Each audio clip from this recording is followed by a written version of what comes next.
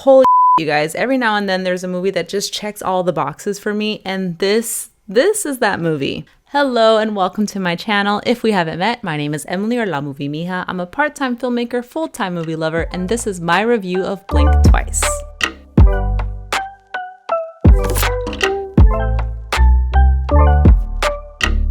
I appreciate you so much for checking out my video. Please consider liking and subscribing to my channel if you want more reviews from me. First thing to know about Blink Twice is that it does come with a pretty intense trigger warning, so I would encourage you to check it out. I'll put it here. It's also located on the Instagram page for the film, and in my showing of the movie, it played right before the movie started. Please take care of yourself and heed the trigger warning. Some of this will be discussed when you get to the spoiler section of my video. When I first saw the trailer for Blink Twice, I was immediately signed up to watch it. I love an ensemble cast. I love a single location mystery thriller, similar to Don't Worry Darling, Get Out, or Glass Onion. And especially considering this cast, like Alia, Shawkat, and Adria Arjona are some of my faves, so I knew I wanted to see it, and I had high expectations, and I'm so excited to say that it really lived up to them. So let's dive into Blink Twice. When tech billionaire Slater King meets cocktail waitress Frida at his fundraising gala, he invites her to join him and his friends for a dream vacation on his private island.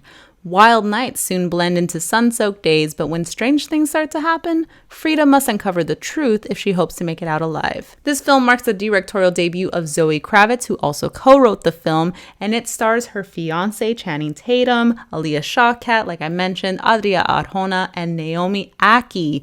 Naomi Ackie, you might remember, was Whitney Houston in the Whitney Houston biopic, I Want to Dance with Somebody. She was phenomenal then, and she's phenomenal now. We also get an array of veteran players in the ensemble cast, including MacLachlan and Geena. Overall, I really enjoyed this film. From top to bottom, it was a truly satisfying experience. It delivers as a tense mystery thriller with a pretty explicit bottom line message. I love the stylization of the film. We get these really bold, rich, beautiful colors on the island, considered angles and symmetry, as well as a stellar soundtrack. As a first-time director, I found that Kravitz just made a lot of smart choices in the story structure. The first third is like a blend of montage to signify their ongoing party bender. There's like a lot of jagged cuts and swift like edits. But as the paradise starts to unravel, the memories of everything we witnessed in that first act are recolored and reveal themselves to be part of something much darker than we could have imagined. Performance in this film are all around super solid. Channing Tatum as a sleazy tech bro is subtle and smartly played. The female characters in this film are incredible. I love the chemistry that they have as friends and foe, and the supporting roles cannot be overlooked. There was a very clear message this movie had to offer, and what really landed it for me is that all the creative choices throughout were in service of that message, really pulling everything together in a sincere way. As a mystery film, this movie it goes there.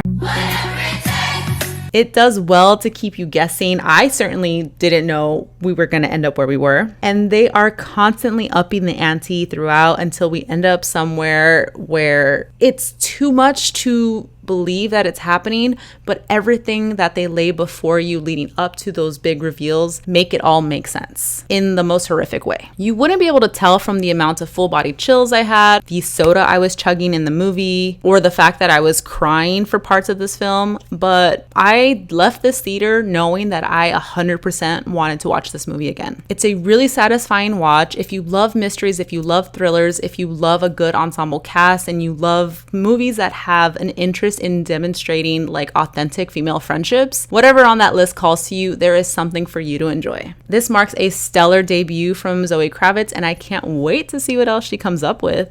All right, let's get into spoilers for this film because I want to dive into how we got to that intense ending and everything there is to celebrate about this movie. First thing to point out is that I really love the commitment to staying in Frida's point of view throughout the film. We're with her for most of the movie, and that decision informed the director's approach to always seeing things from her perspective and from a mystery approach. By limiting our access to information to only what Frida knows, the movie is able to build more tension. Naomi Ackie she's so good in this movie. She gives a phenomenal performance. It especially kicks into high gear when she ingests the venom. Remember, the venom acts as a counter agent to the effect of the flowers that were used to create the perfume, and the perfume is what they sprayed themselves with each morning, helping them to forget the events of the night before. Forgetting is a gift. The same can be said of all the ladies. Like, performances across the board were so solid, but Adria Arjona, that's my girl. Her turn from hot mean girl to like a badass final girl in the end,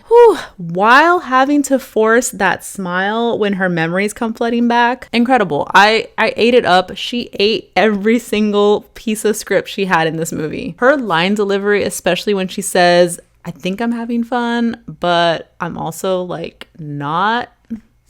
Perfection. I love that they played with the trope of women competing over a man and then tore it apart in that dinner scene before shit hits the fan. The overall presentation of female friendships and community was just lovely. I love the shorthand that Jess and Frida have in the beginning. I feel like Alia Shawkat is always just like a go-to good best friend to cast in any role. They felt like real friends. Camilla and Heather were also really good besties. Rest in peace, ladies. And in my experience, me and my girlfriends are always an afternoon of girl time and a few tequila shots away from openly professing our love to one another. Speaking of girl time, I love that within the context of the themes this movie is exploring, trauma, memory, cycles of abuse and violence, it's girl time that propels the group to ending the cycle. Girl time is not just a time to relax and put on face masks. It's a sacred space. It's a place where women can explore their feelings and worries and confide in one another. Frida needed to share her worry about her friend Jess, and to Sarah's credit, even though she was a little skeptical at first, she listened. The act of listening is a powerful tool for survivors. The moment this movie solidified itself as a top-tier film for me is the moment where Frida and Sarah are walking up to the house, dresses covered in dirt, weapons in hand, and Beyonce's I'm That Girl from the Renaissance album starts playing. This marks the first, I believe, let me know if I'm wrong, the first instance of a Beyonce Renaissance album song needle drop in a movie, and I think it was the perfect use for it. Seeing their bows on the back of their wrap dresses, this is the moment that I realized that the wraps on their dresses functioned as restraints. Chilling. And then I also connected the dots of those instances we saw them running across the field and they like had their dresses over their heads, they looked a little frantic, and there was one time where they kind of broke the montage to say, hey, what are we running from? They were running from the men.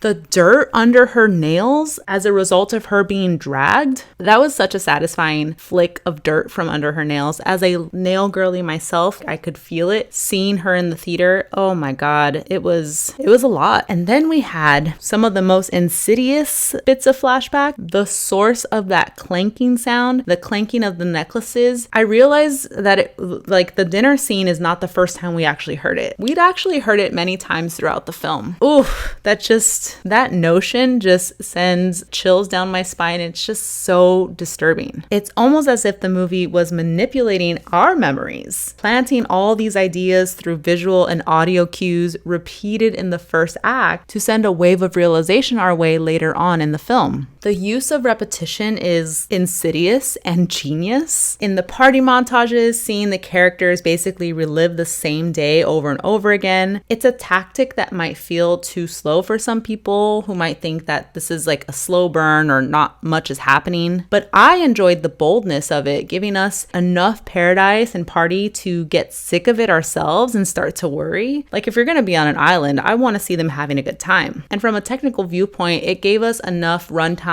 of party and easygoingness before it flips the switch and says it's time for the high octane final act. By the time we're in that final act, everything feels really well paced. The sound design deserves its own praise. There are some sounds that repeat throughout the film, like I mentioned, and I feel like sound is an underutilized place to hide clues in a mystery film. We get the vape sound effect, those necklaces. those necklaces. The uncorking of the wine to communicate repetition of all the good and terrible times our characters had on the island. I want to shout out that this film tackles the issue of assault from many perspectives, not just victim and perpetrator, but bystanders too. We see that in the form of Lucas. I'll remind you, he's the guy who didn't partake, but he didn't stand up for those under attack when it happened. And Stacy, Slater's assistant, who resented Frida for making her remember. Excellent casting choice, by the way, because if you know Geena Davis and you know the Geena Davis Institute, she is someone who has done a lot for women in Hollywood. Speaking of Hollywood, the topics explored in this film are not usually executed with so much consideration for survivors. Movies and TV are notorious for their use of gratuitous violence, particularly in scenes depicting SA. I was relieved when, although this movie is graphic and I was holding back tears at times, there was a level of restraint exhibited to show us just enough to communicate the despair and the horror the woman experienced.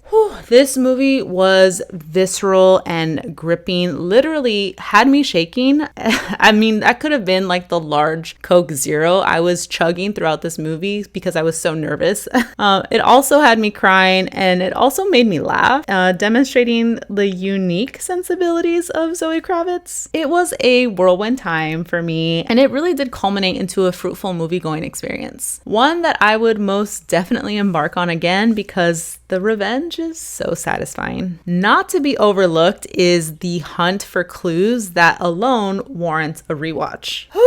Okay, I need to shake it off. I need to take a lap. I need to chug some water. I need to journal. I need to something because that movie was a lot and I loved it. That was heavy and awesome, and I'm so grateful you checked out my video. Please consider liking the video and subscribing to my channel if you want more reviews from me. You can also find me on Letterboxd, TikTok, Instagram, all the things at Movie Mija. Thank you so much for watching. That's all for now. I'll see you next time. Bye.